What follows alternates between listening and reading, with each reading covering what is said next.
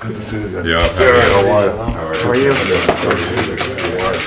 Thanks for having us. Oh, it's a pleasure. It's a pleasure. This is an opportunity to pursue our common goals of security, prosperity, and peace.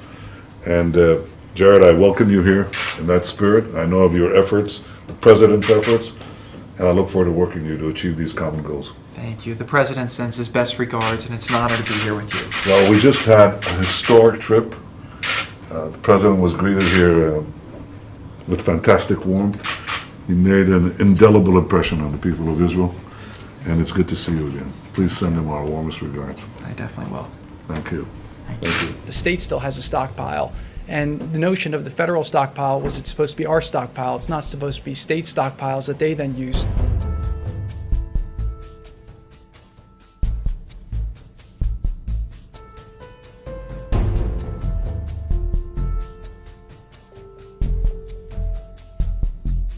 You also have a situation where in some states, FEMA allocated ventilators to the states, and you have instances where in cities they're running out, but the state still has a stockpile.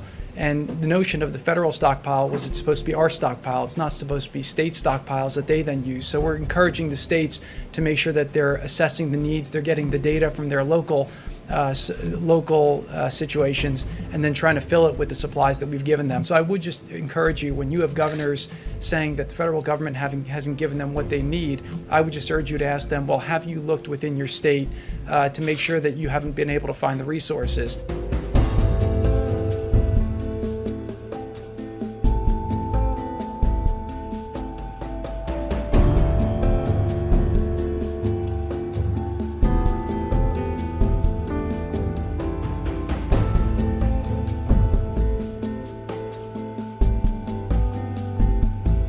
When the Vice President first asked me to help on the task force with different tasks, I asked the President what he expected from the task force and how I can best serve him and the task force.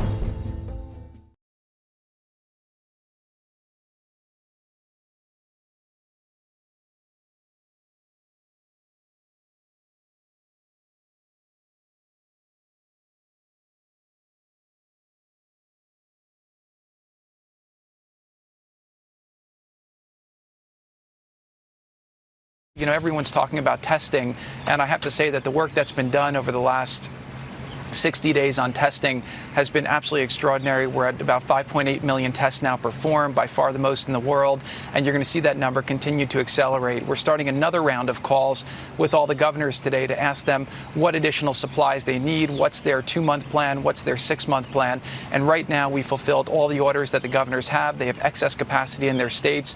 Yesterday, Governor DeSantis was saying that he has more testing capacity than he has demand for the tests, and so we're really doing quite well with that. And I always find that we see the leading indicators, and often the media sees the lagging indicators, but the leading indicators, our testing, are extraordinarily positive. We're on the other side of the medical aspect of this, and I think that we've achieved all the different milestones that are needed. So the government, federal government, rose to the challenge, and this is a great success story.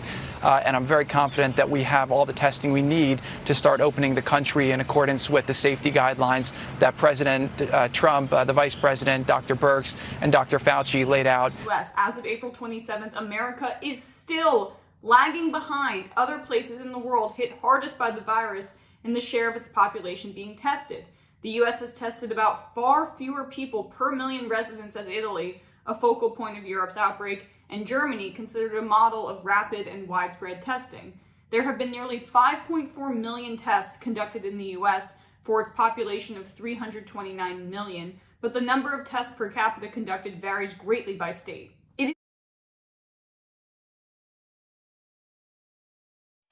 Dr. Fauci and Dr. Birx gave the innovation team and Admiral Giroir goals that they'd like to see hit on testing. We've been able to, so far, exceed those goals for the month of April. Somebody asked me why it took so long. I actually said, you should look at how did we do this so quickly?